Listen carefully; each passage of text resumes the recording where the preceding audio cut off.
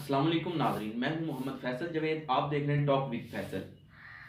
तो आज हम बात करते हैं कोरोना वायरस के हवाले से कि हुकूमत को लॉकडाउन में कमी करनी चाहिए थी या नहीं करनी चाहिए थी।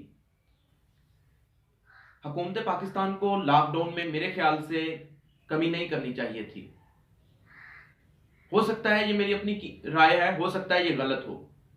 हमने इतनी देर कोरोना वायरस की वजह से अपने घरों में रहे और आज हुकूमत ने आज़ादी दे दी है। लोग रोडों पर हरकत कर रहे हैं। मैं देख रहा था कल रोडों पर ऐसे हैं जैसे कोई ईद का समा हो। बच्चों को छुट्टियां हैं, वो इंजॉय करने के लिए निकल गए।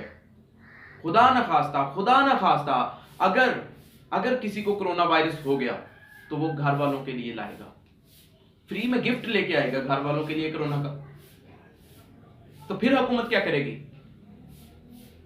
फिर कर्फ्यू लगाएगी हम पे? फिर क्या करेगी? मेरी एक अपनी कीमत राय है कि हुकूमत को हरगिज ऐसा नहीं करना चाहिए था।